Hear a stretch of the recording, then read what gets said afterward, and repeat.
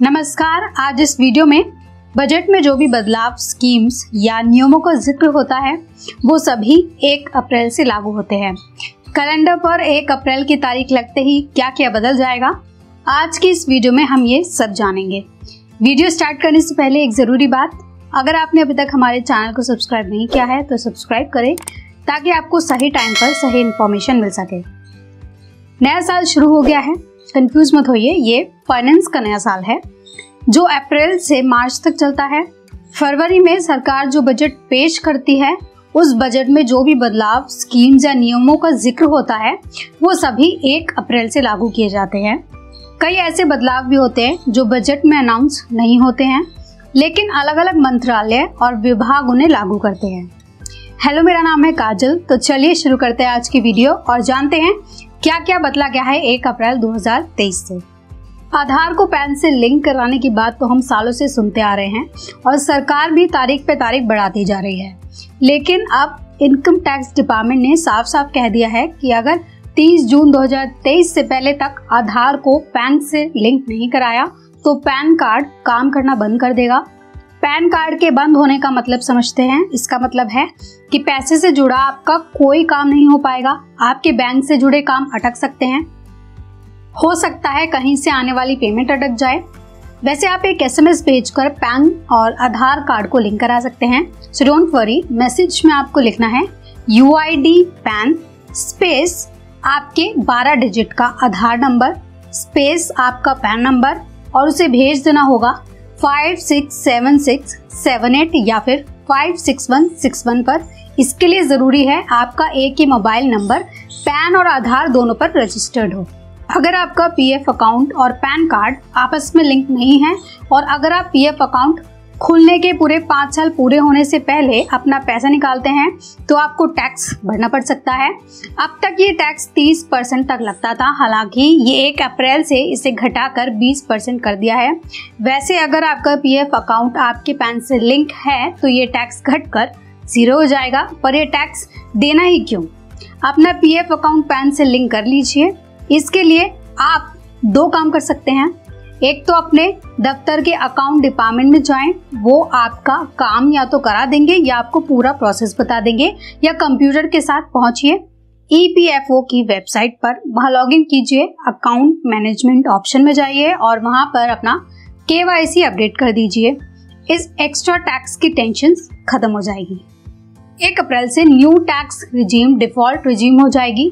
पुराने वाला tax system भी चलता रहेगा, लेकिन सरकार ने नए टैक्स रिजीम में काफी प्रॉमिसिंग बदलाव किए हैं। टैक्स स्लैब बदल गया है, इसके साथ ही 3 लाख तक की इनकम अब टैक्स फ्री हो जाएगी। वहीं अगर आपकी टैक्सेबल इनकम 7 लाख रुपए तक की है तो नए टैक्स रिजीम में आपको कोई टैक्स नहीं देना पड़ेगा। सरकार ने साफ कर दिया है कि 30 जून 2023 के बाद से कोई भी सोने का गहना बिना 6 डिजिट के हॉलमार्क यूनिक कोड के बिना नहीं बेचा जा सकेगा। अब देखिए, हॉलमार्क यूनिक कोड इस बात की पहचान होती है कि आपका सोना असली है। अब देखिए, सोना एक करेंसी की तरह होता है। कभी भी पैसे की जरूरत पड़ने पर आप अपने घर में रखा सोना बेच सकते हैं और उसके बदले पैसे कमा सकते हैं। ऐसे में जरूरी है कि आप जो गहने खरीदें वो प्योर हो, इसीलिए सरकार निश्चित करती है कि सोना असली हो। असली सोने की पहचान हॉलमार्क यूनिक ID यानी HUID से होती है। अब तक 4 डिजिट के HUID से भी सोना बिक रहा था, पर 30 जून से 6 डिजिट के HUID कोड वाला सोना ही बिकेगा। आप खुद भी सोने की शुद्धता की पहचान कर सकते हैं। आपको बस BIS केयर ऐप डाउनलोड करना होगा। आप बोलेंगे भैया इतना लोड कौन ले। अब आप अपनी पूंजी लगाकर सोना खरीद रहे हैं, उसकी क्वालिटी जानने के लिए इतना तो कर ही सकते हैं ना। BIS केयर ऐप पर आपको सोने पर लिखा HUID कोड डालकर उसे चेक करना है कि आपका सोना असली है या फिर नकली है। 1 अप्रैल 2023 के बाद से अगर आप कोई ऐसा इंश्योरेंस लेते हैं जिसका साल का प्रीमियम 5 लाख है या फिर उससे ज्यादा है तो उसमें मिलने वाली रकम पर भी टैक्स देना होगा। हालांकि 31 मार्च 2023 या उससे पहले ली गई इंश्योरेंस पॉलिसी पर यह नियम लागू नहीं होता। पहले माना जा रहा था इंश्योरेंस पर टैक्स लगाने का ये नियम भी सरकार वापस ले लेगी, लेकिन सरकार इससे पीछे हटने को तैयार ही नहीं हो रही है। फाइनेंशियल एक्सप्रेस ने सरकार के सूत्रों के हवाले से लिखा है कि जो लोग साल का 5 लाख इंश्योरेंस प्रीमियम दे सकते हैं वो हाई नेटवर्क वाले लोग ही होंगे। ऐसे में इस नियम का असर उन्हीं लोगों पर पड़ेगा जिन लोगों के पास खूब सारे पैसे हैं। आम जनता खासकर मिडिल क्लास पर इसका असर नहीं होगा। 1 अप्रैल 2023 के बाद से सीनियर सिटीजन सेविंग स्कीम में इन्वेस्टमेंट लिमिट 15 लाख से बढ़कर 30 लाख हो जाएगी। इस योजना में सीनियर सिटीजन को सालाना 8% इंटरेस्ट मिलता है। ये इंटरेस्ट हर 3 महीने में पे किया जाता है। इसके साथ ही इस स्कीम में इन्वेस्ट करने पर सीनियर सिटीजन्स को टैक्स में 1.5 लाख तक की छूट मिलती है। पुराने टैक्स रिजीम के हिसाब से इस स्कीम को प्रधानमंत्री वय वंदना योजना यानी कि PMVVY से बेहतर माना गया है। PMVVY में टैक्स पर छूट नहीं मिलती, इसके साथ ही इस पर 7.4% इंटरेस्ट ही मिलता है। वहीं जहां SC/SS की मैच्योरिटी पीरियड 5 साल है, PMVVY का मैच्योरिटी पीरियड 10 साल है। 2019 में शुरू हुई PMVVY स्कीम 1 अप्रैल से बंद हो जाएगी। इस योजना के तहत नए इन्वेस्टमेंट नहीं किए जा सकेंगे। हालांकि जिन सीनियर सिटीजन ने पहले इस स्कीम में इन्वेस्ट किया है उन्हें उनकी स्कीम में मैच्योर होने तक का फायदा मिलेगा। Pension fund regulatory and development authority यानी कि PFRDA में पेंशन की रकम निकालने से जुड़े नियमों में बदलाव किया जाएगा। ये नियम भी 1 अप्रैल 2023 से लागू होंगे।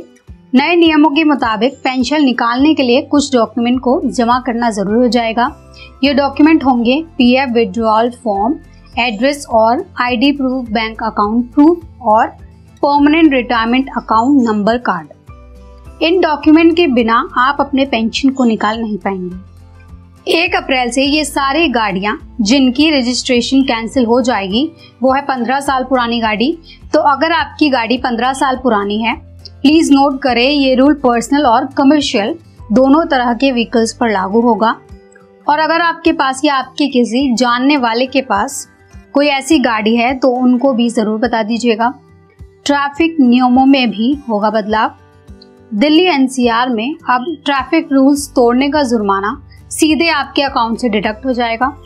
ट्रांसपोर्ट मिनिस्टर कैलाश गहलोत ने कहा है कि दिल्ली में प्राइवेट बसों और माल वाहकों के लिए सख्त लेन नियम 1 अप्रैल से लागू होंगे। अगर कोई इन नियमों का उल्लंघन करने और गलत लेन में गाड़ी चलाता हुआ मिलेगा तो उसे तगड़ा जुर्माना देना होगा। ये जुर्माना उसकी सैलरी से सीधे सीधे वसूल किया जाएगा। कुछ नियमों का उल्लंघन करने पर 10,000 रुपए तक का जुर्माना या फिर 6 महीने तक की कैद भी हो सकती है। नियमों को तोड़ने वाले के ऊपर मोटर व्हीकल एक्ट 1988 की धारा 192A के तहत मुकदमा चलाया जाएगा। 1 अप्रैल से महिला बचत पत्र योजना शुरू होने वाली है, जिसमें पैसा जमा करने पर महिलाओं को फिक्स डिपॉजिट से ज्यादा इंटरेस्ट मिलेगा, यानी कि FD से ज्यादा इंटरेस्ट मिलेगा। तो ये थे कुछ फाइनेंशियल बदलाव जो 1 अप्रैल 2023 से शुरू होने वाले हैं। तो दोस्तों आज की वीडियो में बस इतना ही। उम्मीद है इस वीडियो में दी गई जानकारी आपको वाकई फायदेमंद लगी होगी। हम आपके लिए यूं ही महत्वपूर्ण जानकारी लाते रहेंगे। जितने भी लोग हमारे साथ जुड़े हुए हैं, आप यूं ही हमारे साथ इस सफर में बने रहना। और अगर आप नए हैं हमारे चैनल पर तो प्लीज आप हमारा चैनल सब्सक्राइब करना और हमारी फैमिली का हिस्सा बनना। मेरे साथ में इस वीडियो में अंत तक बने रहने के लिए आपको बहुत बहुत शुक्रिया।